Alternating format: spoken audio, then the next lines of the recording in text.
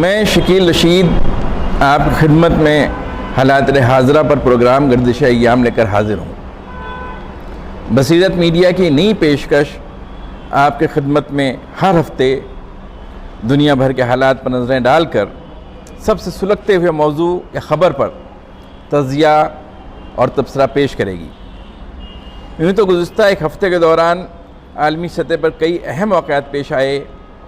یورپی یونین کی عدالت برائے انسانی حقوق نے ایک زبردست فیصلے میں یہ کہا کہ پیغمبر اسلام صلی اللہ علیہ وسلم کے گستاخی آزادی اظہار رائے نہیں ہے۔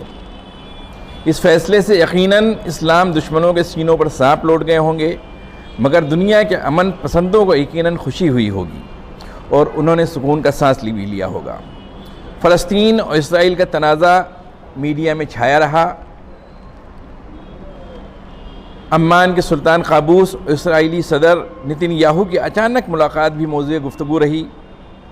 پاکستان میں اسرائیلی طیارے کے آنے یا نہ آنے کی خبر بھی گردش کرتی رہی، لیکن میڈیا میں سب سے زیادہ جو خبر موضوع بحث و گفتگو بنی وہ سعودی صحافی جمال خشوگی کے قتل کی تھی۔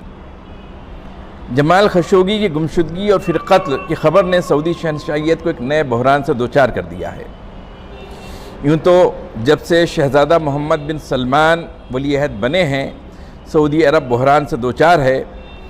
شاہی گھرانے کی اندرونی جنگ عیاں ہو گئی ہے۔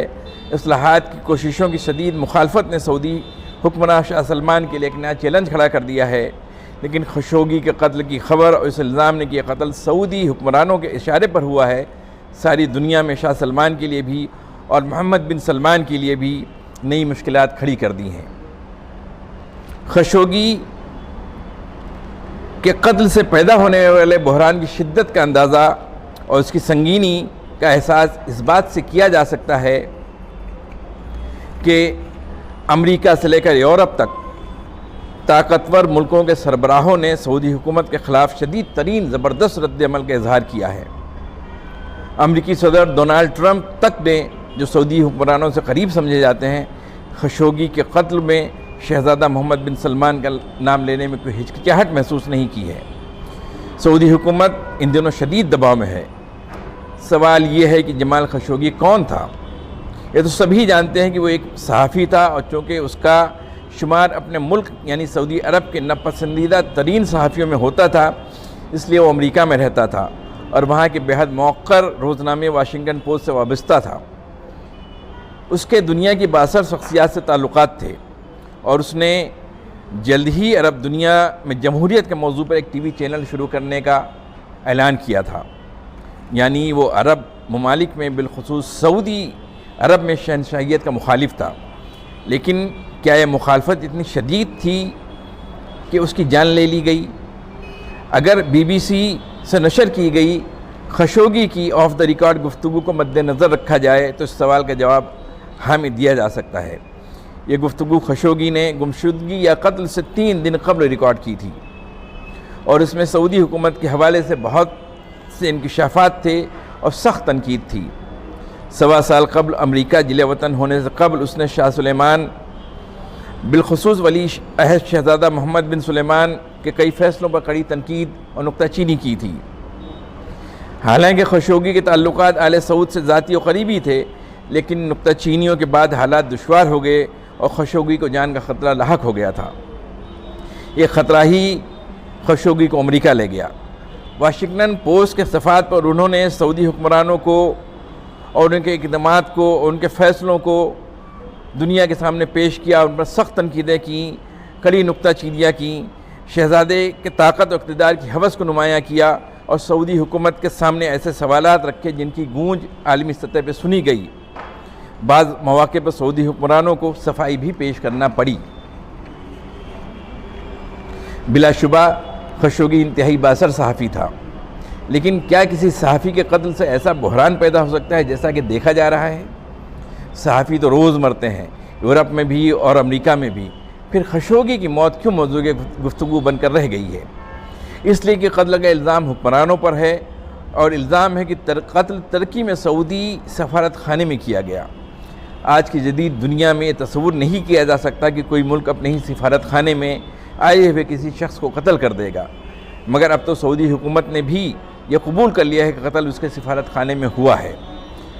خشوشی اب اپنی منگیتر خدیجہ چنگیز کے ہمراہ استنبول میں امریکی سفارت خانے میں اپنی پہلی بیوی سے طلاق کی سند حاصل کرنے گئے تھے۔ خدیجہ چنگیز باہر انتظار کرتی رہ گئیں اور کرائے کے قاتلوں نے اندر خشوگی کا کام تمام کر دیا۔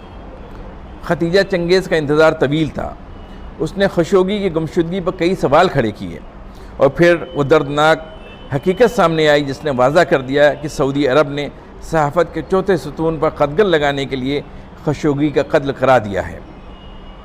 اب سعودی عرب بحران سے دوچار ہے۔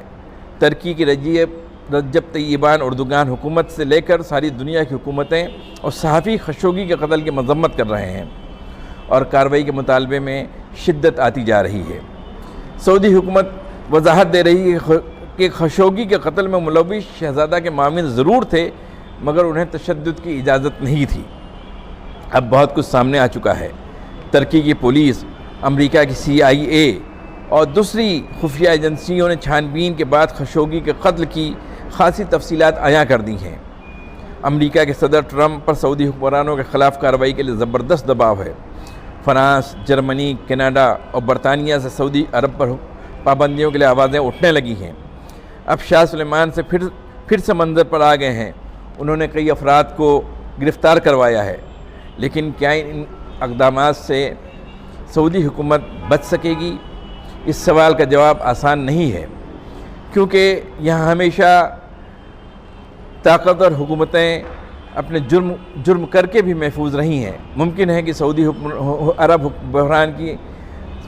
سعودی عرب بحران کچھ دنوں تک شدید رہے اور پھر اپنی موت آپ مر جائے، مگر خشوگی کے قتل کی سعودی کو ایک بھاری قیمت چکانا پڑے گی۔ ساری دنیا میں اس کی حیثیت کو نقصان پہنچے گا اور ممکن ہے کہ یہ معاملہ دبانے کے لیے اسے بڑی طاقتوں کا منہ بند رکھنے کے لیے بہت سے سمجھوتے کرنا پڑے، ایسے سمجھوتے جو سعودی عرب کے اقتصادی بحران کو مزید گہرا کر سکتے ہیں۔ شکریہ، آداب۔